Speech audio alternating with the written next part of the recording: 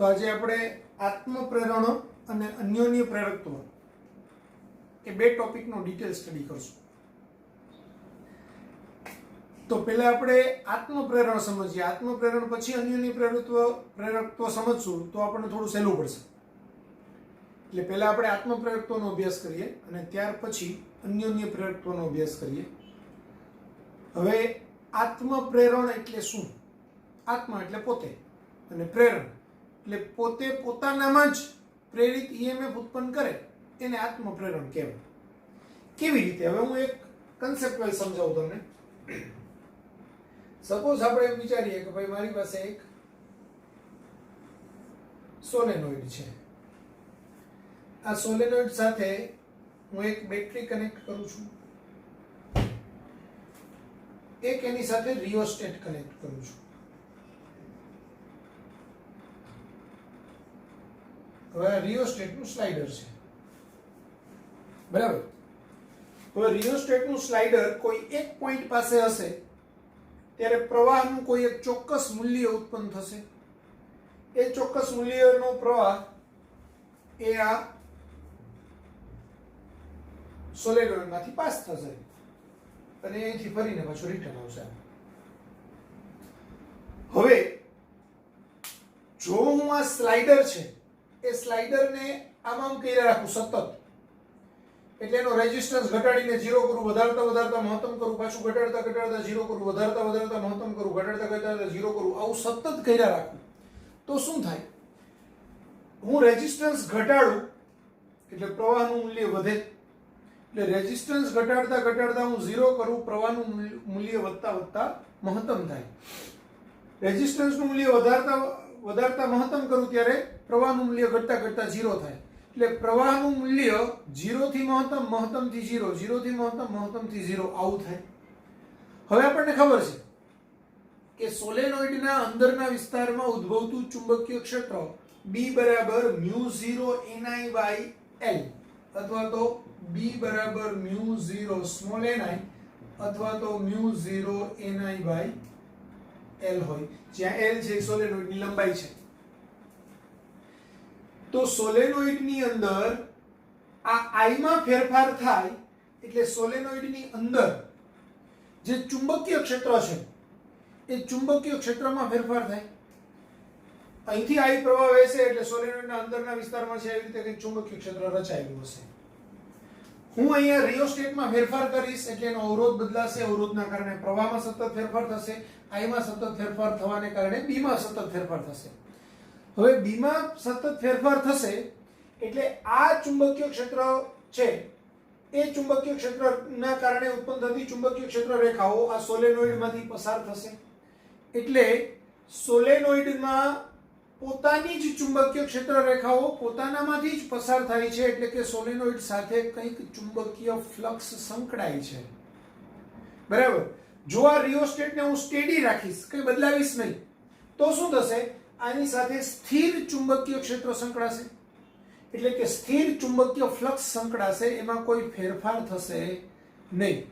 જ્યાં સુધી કોઈ ગૂંચળા કે બંધ લૂપ સાથે સંકળાયેલા ચુંબકીય ફ્લક્સમાં ફેરફાર ન થાય ત્યાં સુધી એમાં કોઈ પ્રેરિત ઈએમએફ ઉત્પન્ન થતું નથી. એટલે આમાં કોઈ પ્રેરિત ઈએમએફ ઉત્પન્ન નહીં થાય. પણ જેવું હું આ સ્લાઇડરને આમ પ્લસ માઇનસ કરવાનું ચાલુ કરીશ, એટલે કે સ્લાઇડરને છે તે એનો અવરોધ વધારવા ઘટાડવાનું ચાલુ કરીશ, તો રિયોસ્ટેટનો અવરોધ વધઘટ થવાનું ચાલુ થાય. એના કારણે પ્રવાહમાં વધઘટ થવાનું ચાલુ થાય. એના કારણે અંદરના ચુંબકીય ક્ષેત્રમાં ફેરફાર થાય. એના કારણે ગૂંચળાનું પોતાની સાથે સંકળાયેલા ચુંબકીય ફ્લક્સમાં ફેરફાર થાય. હવે ગૂંચળાના પોતે ઉત્પન્ન કરેલા ચુંબકીય ક્ષેત્રને કારણે પોતાની સાથે જ કંઈક ફ્લક્સ સંકળાય છે, એમાં સતત ફેરફાર થઈ રહ્યો છે. એના કારણે પોતે પોતાનામાં એક આત્મપ્રેરિત ઈએમએફ ઉત્પન્ન થશે. ફેરાડેના નિયમ મુજબ કે જ્યારે કોઈ ગૂંચળા સાથે સંકળાયેલા ચુંબકીય ફ્લક્સમાં ફેરફાર થાય ત્યારે તેમાં પ્રેરિત ઈએમએફ ઉત્પન્ન થાય છે. તો અહીંયા પોતે ઉત્પન્ન કરેલા ચુંબકીય ક્ષેત્રમાં સતત ફેરફાર થાય છે, એના કારણે પોતાનામાં જ એક પ્રેરિત ઈએમએફ ઉત્પન્ન થાય છે જે લાગુ પાડેલા પ્રેરિત ઈએમએફ કરતા વિરુદ્ધ હોય, કારણ કે લેન્ઝનો નિયમ છે. જેના લીધે પ્રેરિત ઈએમએફ ઉત્પન્ન થાય છે તેનો જ વિરોધ કરતું ચુંબકીય ક્ષેત્ર ઉત્પન્ન થાય તેવી દિશામાં જ પ્રેરિત ઈએમએફ ઉત્પન્ન થાય છે. એટલે શું થશે કે જ્યારે પ્રવાહનું મૂલ્ય વધી રહ્યું હોય ત્યારે પ્રેરિત ઈએમએફ એ પ્રવાહના મૂલ્યને ઘટાડવાની ટ્રાય કરશે, એટલે એની ઊંધી દિશામાં ઈએમએફ ઉત્પન્ન કરશે. જ્યારે પ્રેરિત ઈએમએફ નું મૂલ્ય ઘટી રહ્યું હોય ત્યારે લેન્ઝના નિયમ મુજબ એ ઘટાડાનો વિરોધ કરશે, એટલે કે પ્રેરિત ઈએમએફ વધે એવી રીતે ઈએમએફ ઉત્પન્ન થશે. તો આવી રીતે ઉત્પન્ન થાય. હવે હું એમ કહું કે કોઈ પણ ગૂંચળા સાથે સંકળાયેલું ફ્લક્સ ફાઈ બરાબર શું થાય તો કે ba cos થીટા. એમાં cos છે ચુંબકીય ક્ષેત્રને લંબરૂપે હોય તો cos 0 એટલે 1 થાય, એટલે b * a થાય. b બરાબર શું હોય તો આપણે હમણાં જોયું μ0 ni/l * a બરાબર. તો આ જે આખું ટર્મ છે i સિવાયનું, એને હું એક અચળાંક કહું તો આ ફાઈ બરાબર li કહેવાય. એટલે ગૂંચળા સાથે સંકળાયેલું ચુંબકીય ફ્લક્સ એ ગૂંચળામાંથી પસાર થતા વિદ્યુત પ્રવાહના સમપ્રમાણમાં હોય. phi is proportional to I હોય હંમેશા. હવે phi is proportional to I હોય તો એ સપ્રમાણતાની નિશાની આપણે કાઢીએ તો એ સપ્રમાણતાની નિશાની કાઢવાથી આપણે એને શું કહીએ છીએ કે phi બરાબર li, જ્યાં L બરાબર ગૂંચળાનું આત્મપ્રેરકત્વ, L છે એ ગૂંચળાનું આત્મપ્રેરકત્વ છે. બરાબર. તો L છે એ શું હોય તો કે L બરાબર phi/i હોય. ગૂંચળા સાથે સંકળાયેલું ચુંબકીય ફ્લક્સ અને ગૂંચળામાંથી પસાર થતા વિદ્યુત પ્રવાહના ગુણોત્તરને તે ગૂંચળાનું આત્મપ્રેરકત્વ કહે છે. બરાબર.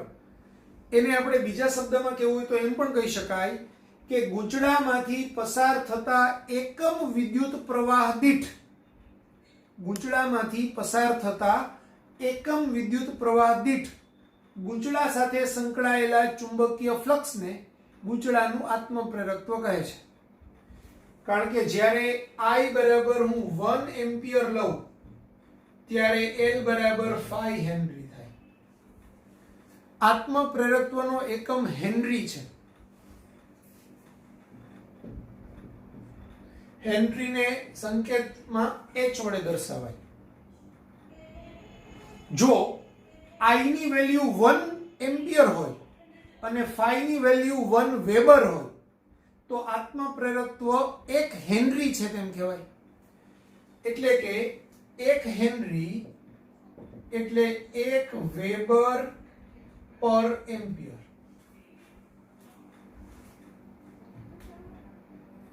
જો કોઈ ગૂંચળામાંથી 1 એમ્પિયર વિદ્યુત પ્રવાહ પસાર કરતા તેની સાથે સંકળાયેલું ચુંબકીય ફ્લક્સ 1 વેબર હોય તો તેનું આત્મપ્રેરકત્વ 1 હેનરી છે તેમ કહેવાય. બરાબર. તો 1 હેનરી એટલે 1 વેબર પર એમ્પિયર. વેબર શું છે? ચુંબકીય ફ્લક્સનો એકમ. ચુંબકીય ફ્લક્સ એટલે phi એટલે ba cos થીટા. તો b એટલે શું? ટેસ્લા. a એટલે મીટર સ્ક્વેર, cos થીટા એકમ રહિત. તો હેનરી એટલે વેબર પર એમ્પિયર પણ થાય અથવા તો ટેસ્લા મીટર સ્ક્વેર પર એમ્પિયર થાય. બરાબર. તો આ બે એકમ હેનરીના વેબર પર એમ્પિયર અને ટેસ્લા મીટર સ્ક્વેર પર એમ્પિયર એ આ phi/i પરથી છે. હવે આમાં આત્મપ્રેરિત ઈએમએફ ઉત્પન્ન થાય એ કેટલું થાય? આત્મપ્રેરિત ઈએમએફ ઉત્પન્ન થાય તો કેટલું થાય? તો ઉદ્ભવતું આત્મપ્રેરિત ઈએમએફ E બરાબર -L di/dt જેટલું હોય. કેવી રીતે? તો કે હું આ સમીકરણ જે છે phi બરાબર li એનું સમયની સાપેક્ષે વિકલન કરું d phi by dt બરાબર l અચળ છે di by dt.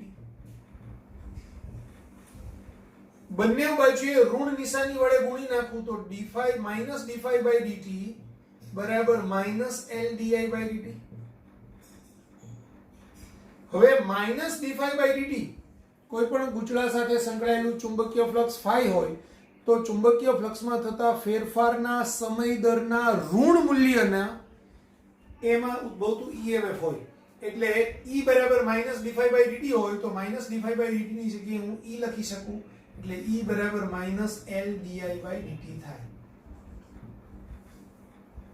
બરાબર તો E બરાબર minus L di by dt. હવે આ E બરાબર minus L di by dt પરથી L નો મારે એકમ જોઈતો હોય તો E upon minus di by dt. ઋણ નિશાની એકમમાં તો કોઈ કામની નથી. E નો એકમ શું છે તો કે E એટલે વોલ્ટ, di એટલે એમ્પિયર, dt એટલે સેકન્ડ. તો સેકન્ડ અંશમાં જાય એટલે એક એકમ થાય વોલ્ટ સેકન્ડ પર એમ્પિયર. આ પણ કોનો એકમ? L નો એકમ શું છે? હેનરી. એટલે 1 હેનરી એટલે 1 વેબર પર એમ્પિયર અથવા તો ટેસ્લા મીટર સ્ક્વેર પર એમ્પિયર અથવા તો વોલ્ટ સેકન્ડ પર એમ્પિયર. હજુ એક બીજો એકમ છે. હવે વોલ્ટ એટલે શું થાય તો કે વોલ્ટ એટલે જૂલ પર કુલમ થાય. વોલ્ટ એટલે જૂલ પર કુલમ થાય તો જૂલ પર coulomb into second upon ampere. પણ આ સેકન્ડ ને હું છેદમાં લઈ જાઉં તો આ જૂલ પર coulomb upon second into ampere. પણ કુલમ પર સેકન્ડ I બરાબર Q by T. કુલમ પર સેકન્ડ એટલે એમ્પિયર એટલે આ જૂલ પર એમ્પિયર સ્ક્વેર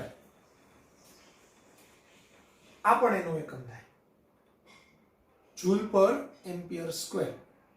તો હેનરીના કેટલા એકમો થયા?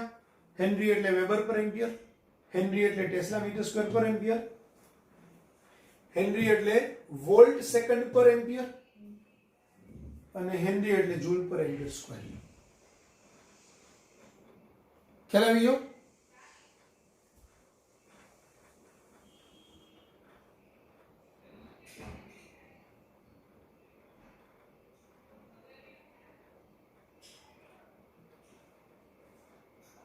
જો આ જૂલ પર એમ્પિયર સ્ક્વેર એ આગળ જતા આપણે એક સૂત્ર ભણશું કે કોઈ ઇન્ડક્ટરમાંથી જ્યારે I જેટલો પ્રવાહ પસાર થઈ રહ્યો હોય ત્યારે ઇન્ડક્ટરમાં ચુંબકીય ક્ષેત્ર ઉત્પન્ન થાય અને એ ચુંબકીય ક્ષેત્રને કારણે એમાં કંઈક ઉર્જા સંગ્રહાયેલી હોય. તો આપેલા ઇન્ડક્ટરમાં સંગ્રહાયેલી ઉર્જા એનર્જી E એ 1/2 Li² જેટલી હોય. કેટલી હોય? ઇન્ડક્ટરમાં સંગ્રહાયેલી ઉર્જા એ 1/2 Li² જેટલી હોય. જ્યાં E છે એ ઉર્જા છે, L ઇન્ડક્ટન્સ છે અને I એમ્પિયર એટલે પ્રવાહ છે. તો L નો એકમ 2E by I², 2 એકમ રહિત હોય, E નો એકમ જૂલ અને I² નો એકમ એમ્પિયર સ્ક્વેર. એના પરથી બી આ જૂલ પર એમ્પિયર સ્ક્વેર એકમ આવે. બરાબર? તો હવે આટલું આપણે લખવાનું છે. સર કેવી રીતે લખું? તમે તો બધું અગડમ બગડમ લખી નાખ્યું છે. તો અહીંયા હું વિડીયો પોઝ કરી અને એક વખત આખું લખી કાઢું તમારે જેમ લખવાનું છે પછી એમાંથી તમે કોપી કરી લો.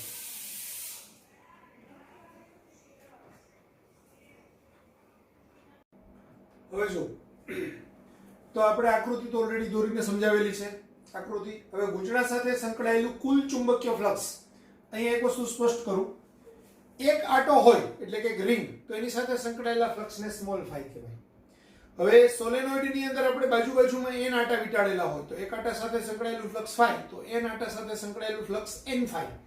એટલે ગૂંચળા સાથે સંકળાયેલું કુલ ચુંબકીય ફ્લક્સ જો ગૂંચળું n આટાથી બનેલું હોય તો એને આપણે કેપિટલ ફાઈ વડે દર્શાવવું. કેપિટલ ફાઈને આવી રીતે દર્શાવવું તો કેપિટલ ફાઈ બરાબર n ફાઈ થાય. હવે આ કેપિટલ ફાઈ છે એ I ના સમપ્રમાણમાં હોય એટલે કે આ n phi is proportional to I થાય. એક આટા સાથે સંકળાયેલું ચુંબકીય ફ્લક્સ બી I ના સમપ્રમાણમાં હોય એટલે કુલ ચુંબકીય ફ્લક્સ બી I ના સમપ્રમાણમાં હોય. તો n phi બરાબર Li થાય અથવા તો આપણે phi બરાબર LI કહીએ, કારણ કે phi બરાબર n phi છે. તો એક તો આ સૂત્ર થયું, જ્યાં phi છે ગૂંચળાના એક આંટા સાથે સંકળાયેલું ફ્લક્સ. જો એક જ આંટાનું ગૂંચળું બનેલું હોય તો આપણે સ્મોલ phi = LI આમ પણ લખી શકીએ. તો L બરાબર phi by I અથવા તો n phi by I. phi એટલે આખા n આંટાથી બનેલા ગૂંચળા સાથે સંકળાયેલું કુલ ચુંબકીય ફ્લક્સ, અને n phi માં phi એટલે એક આંટા સાથે સંકળાયેલું ફ્લક્સ. પણ n phi બે ભેગું થઈને તો આખા ગૂંચળા સાથે સંકળાયેલું ફ્લક્સ જ થાય. એટલે આખા ગૂંચળા સાથે સંકળાયેલું ફ્લક્સ ડિવાઈડ બાય પ્રવાહ એટલે આપણું આત્મપ્રેરકત્વ થાય. અંગ્રેજીમાં આત્મપ્રેરકત્વને ઇન્ડક્ટન્સ કહેવાય. બરાબર, આત્મપ્રેરકત્વ એટલે ઇન્ડક્ટન્સ. તો ઇન્ડક્ટન્સ L ના એકમો હેનરી, H અથવા તો વેબર પર એમ્પિયર. આના પરથી phi નો એકમ વેબર, I નો એકમ એમ્પિયર. phi બરાબર BA થાય, એટલે B એટલે ટેસ્લા અને A એટલે મીટર સ્ક્વેર, તો ટેસ્લા મીટર સ્ક્વેર પર એમ્પિયર. પછી વોલ્ટ સેકન્ડ પર એમ્પિયર. હમણાં આપણે આગળ સમજાવ્યું આના પરથી, આ di/dt ને હું છેદમાં લઈ જાઉં તો dt અંશમાં જાય, એટલે e dt ગુણાકાર છેદમાં di. e એટલે વોલ્ટ, dt એટલે સેકન્ડ અને di એટલે એમ્પિયર, તો વોલ્ટ સેકન્ડ પર એમ્પિયર. અને વોલ્ટ એટલે જૂલ પર કુલમ થાય, અને કુલમ પર સેકન્ડ એટલે એમ્પિયર થાય, તો જૂલ પર એમ્પિયર સ્ક્વેર.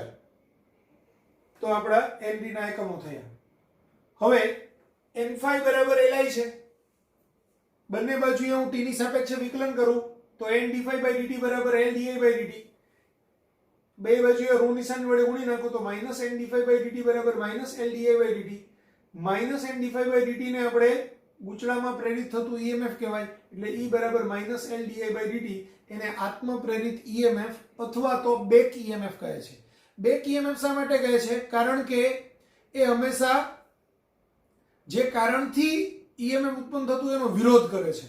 એટલે પ્રવાહ વધી રહ્યો હોય તો ઘટવાની દિશામાં EMF ઉત્પન્ન થાય છે, પ્રવાહ ઘટી રહ્યો હોય તો વધવાની દિશામાં EMF ઉત્પન્ન થાય છે, એટલે એને બેક મારે છે, એટલે એને બેક EMF કહેવાય.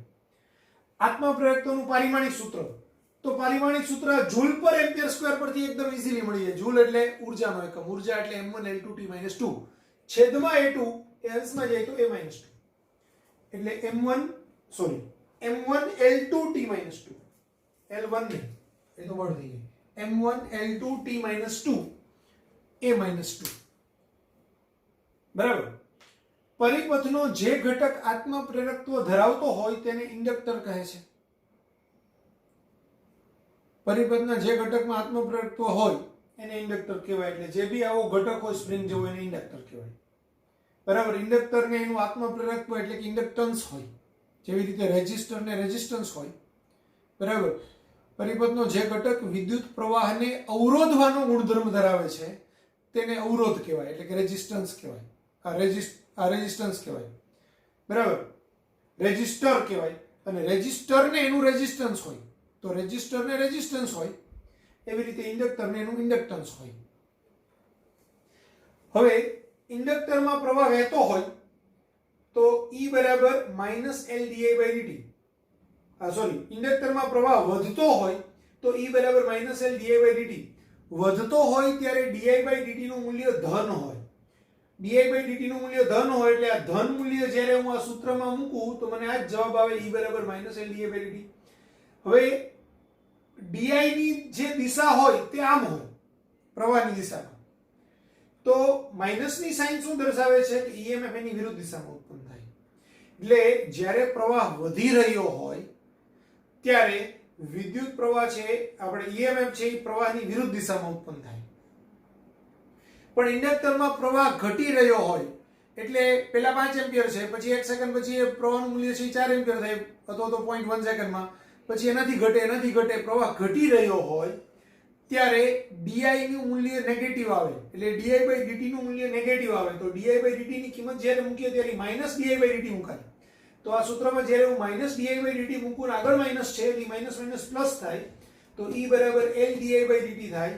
એટલે કે EMF ની દિશા એ પ્રવાહની દિશામાં આવે. EMF ની દિશા એ પ્રવાહની દિશામાં આવે. એટલે પ્રવાહ વધી રહ્યો હોય તો EMF એને ઘટે, પ્રવાહ ઘટે એની વિરુદ્ધ દિશામાં ઉત્પન્ન થાય. EMF પ્રવાહનું મૂલ્ય ઘટી રહ્યું હોય તો પ્રવાહ વધે એવી રીતે EMF ઉત્પન્ન થાય. એટલે જો હું અહીંયા एक एमीटर लगाड़ी दઉં, समझो, अथवा तो गैल्वेनोमीटर लगाड़ी दઉં અને આને હું સતત આમ કર્યા રાખું તો આ ગેલ્વેનોમીટર છે તે આમ ડિફ્લેક્શન બતાવે, બરાબર? કારણ કે એ ડિફ્લેક્શન શેના કારણે બતાવે? કોઈ બી જગ્યાએ એ થોડું થોડું ડિફ્લેક્શન બતાવે તો એ ડિફ્લેક્શન આ બેક ઈએમએફ ના કારણે બતાવે, એટલે સતત હલે, કારણ કે પ્રવાહના મૂલ્યમાં સતત ફેરફાર થાય, બરાબર? તો એ બેક ઈએમએફ ની કારણે બી એની અસર આવે. ક્લિયર થઈ ગયું બધાને? પહેલા આટલું લખી નાખો, સ્ક્રીનશોટ લઈ લો અને લખી નાખો.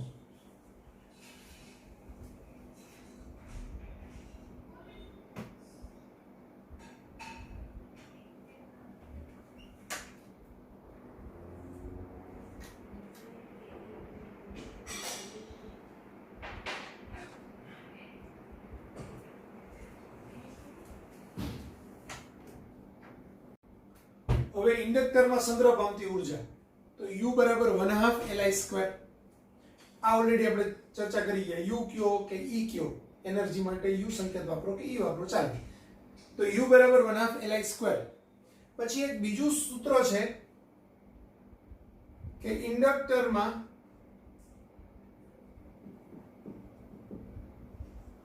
ઉર્જા ઘનતા, એનર્જી ડેન્સિટી ρe. तो एनर्जी डेंसिटी ऊर्जा घनता ρe એટલે ऊर्जा એના છેદમાં કદ થાય, એટલે ρe બરાબર U/V. U એટલે 1/2 Li² અને E એટલે Al.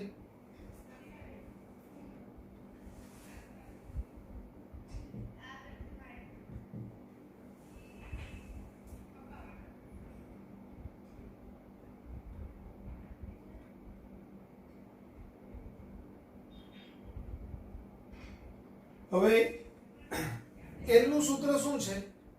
તો L બરાબર 5/I into I²/L, તો 1/2 5/I, 5 એટલે BA,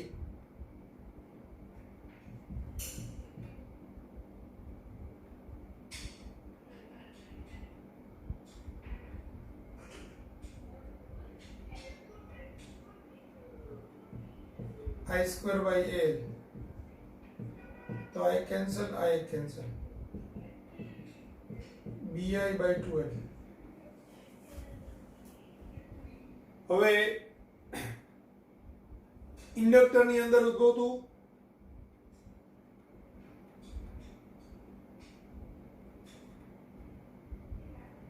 ચુંબકીય ક્ષેત્ર B, તો એ B બરાબર μ0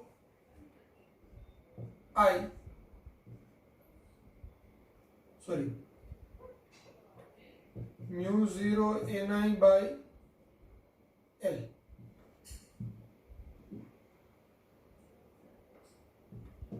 तो I बराबर BL अपॉन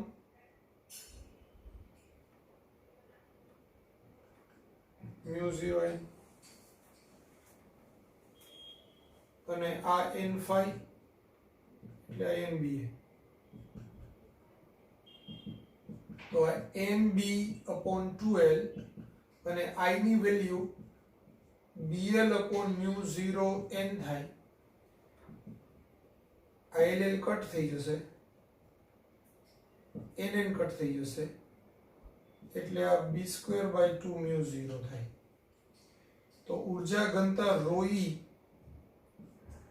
बराबर B²/2 μ0 થાય. આ સાબિતી યાદ નહીં રાખો તો ચાલશે, સૂત્ર ફરજિયાત યાદ રાખવાનું છે. ρe બરાબર B²/2 μ0 અને ઇન્ડક્ટરમાં સંગ્રહ પામતી ઊર્જા U બરાબર 1/2 Li². હવે n આંટાવાળા સોલેનોઇડનું આત્મપ્રેરકત્વ.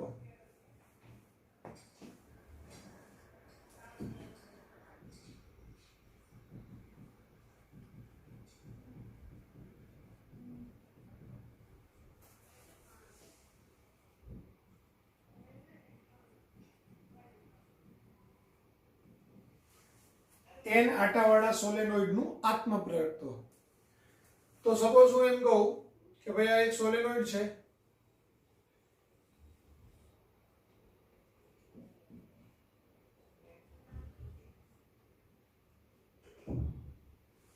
બરાબર, એમાંથી I જેટલો પ્રવાહ પસાર થાય છે, સોલેનોઇડની લંબાઈ L છે, સોલેનોઇડના આડછેદનું ક્ષેત્રફળ A છે.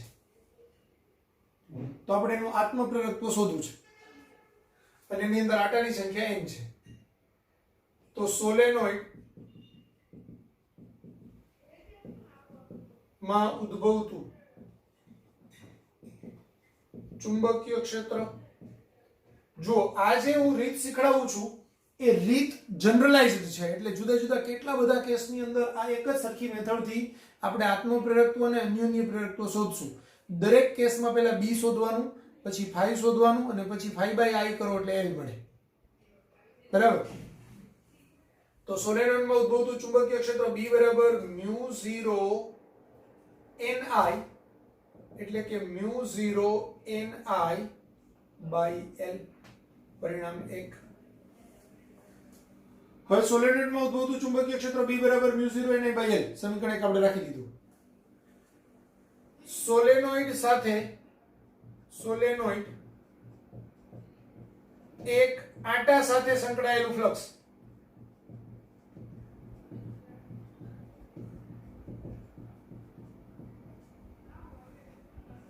phi બરાબર ba, એટલે n આટા સાથે સંકળાયેલું ફ્લક્સ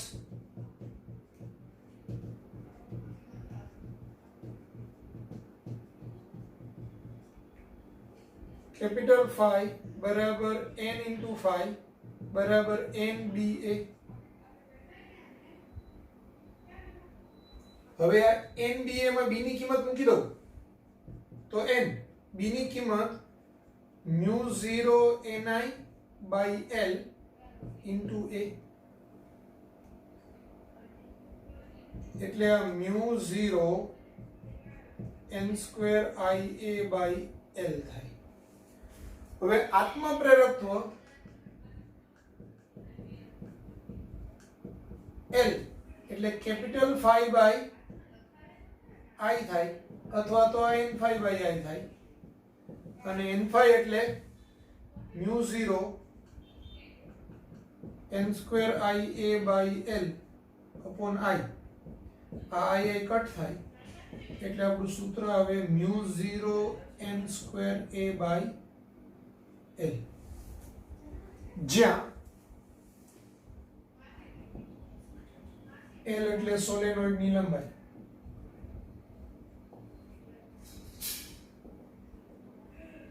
કેપિટલ L એટલે સોલેનોઇડ નું આત્મપ્રેરકત્વ, A એટલે સોલેનોઇડ ના આડછેદનું ક્ષેત્રફળ,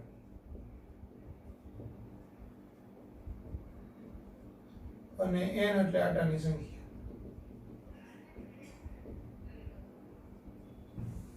μ0 એટલે શૂન્યાવકાશની પરમિએબિલિટી, એટલે 4.2 10⁻⁷ ટેસ્લા મીટર પર એમ્પિયર. એ આપણને ઓલરેડી ખબર જ છે, એટલે μ0 લખતો નથી. ક્લિયર થઈ ગયું? તો આ સોલેનોઇડનું આત્મપ્રેરકત્વ L બરાબર μ0 n square a upon L આવે. ખાસ ખાસ ખાસ યાદ રાખવું બધાએ, કમ્પલસરી લખી નાખો.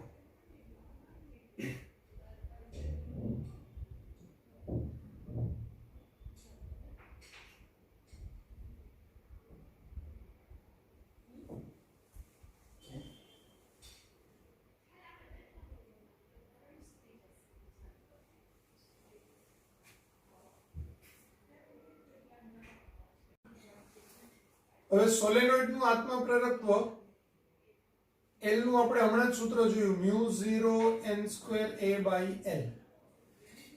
તો આના પરથી આપણે આત્મપ્રેરકત્વ કેટલી કેટલી બાબત પર આધાર રાખે છે. આત્મપ્રેરકત્વ નો આધાર તો આત્મપ્રેરકત્વ છે એક તો ગૂંચળાના પરિમાણ પર આધાર રાખે એટલે એ અને એલ ઉપર આધાર રાખે એટલે કે એક ગૂંચળાના પરિમાણ. બીજું, ગૂંચળું જેના પર વીંટાળ્યું છે, અહીંયા ધારો કે શૂન્ય અવકાશ છે, મ્યુ 0 એટલે શૂન્ય અવકાશ છે. હવે શૂન્ય અવકાશ ન હોય તો મ્યુ 0 ની જગ્યાએ મ્યુ આર મ્યુ 0 અથવા તો મ્યુ આવે. એટલે ગૂંચળાને જે માધ્યમ પર વીંટાળેલું છે તે માધ્યમ પર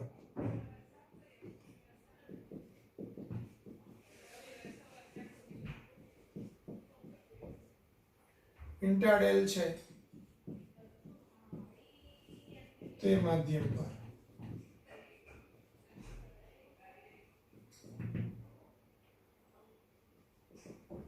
ગૂંચળામાં આટાની સંખ્યા પર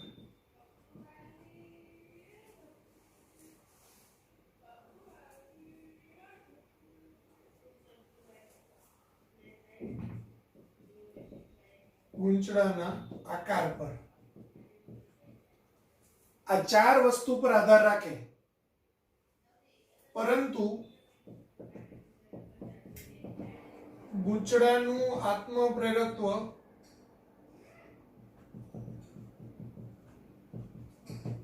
ગૂંચળામાંથી પસાર થતા વિદ્યુત પ્રવાહ પર કે ગૂંચળા સાથે સંકળાયેલા કુલ ચુંબકીય ફ્લક્સ પર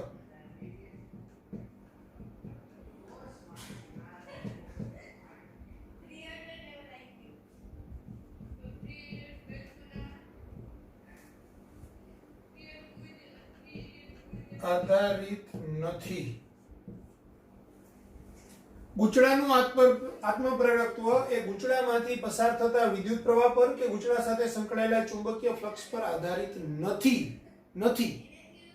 શા માટે? કારણ કે ગૂંચળાનું આત્મપ્રેરકત્વ એ કુલ ફ્લક્સ phi કહીએ તો phi is proportional to I છે. આ સપ્રમાણતા અચળાંકને આપણે L કહીએ છીએ. એટલે L બરાબર phi by I. હવે હું પ્રવાહ બમણો કરું તો ઓટોમેટિક phi નું મૂલ્ય બમણું થઈ જાય. બરાબર? I નું મૂલ્ય બમણું કરું તો phi નું મૂલ્ય બમણું થાય, પણ L બમણો ન થાય કે અડધો ન થાય. L જ રહે. phi નું મૂલ્ય બમણું કરું તો I નું મૂલ્ય બમણું થાય તો જ phi બમણો થાય. એટલે phi by I નો ગુણોત્તર અચળ રહે. એ અચળ ગુણોત્તર એટલે L છે. એટલે L છે એ phi પર કે I પર આધારિત નથી. જેવી રીતે V is equal to IR છે ને, સેમ કન્સેપ્ટ લાગુ પડે. R બરાબર V by I. V is proportional to I પરથી સપ્રમાણતા અચળાંક એટલે R છે. તો V બમણો કરો તો I બમણો થાય. R ઉપર આધારિત નથી. R બરાબર rho L by A. L ઉપર આધારિત છે, A ઉપર આધારિત છે, માધ્યમના ગુણધર્મ rho પર આધારિત છે, અવરોધકતા પર. બરાબર? એટલે એવી જ રીતે અહીંયા પણ આ L છે એ phi કે I પર આધારિત નથી, R છે એ V કે I પર આધારિત નથી. બરાબર? તો આ L શેના પર આધારિત છે? તો કે L નું સૂત્ર આ છે, μ0 n2 A by L. એ બદલાય, આકાર બદલાય તો એ બદલાઈ જાય, પરિમાણ બદલાય તો એ બદલાઈ જાય, લંબાઈ બદલાય તો એ બદલાઈ જાય. એટલે એનો આકાર પરિમાણ પર ના આકાર પર આધારિત છે, આટાની સંખ્યા n પર આધારિત છે, અને આ μ0 એટલે કે માધ્યમના ગુણધર્મ પર આધારિત છે. બરાબર? તો આ લખી નાખો.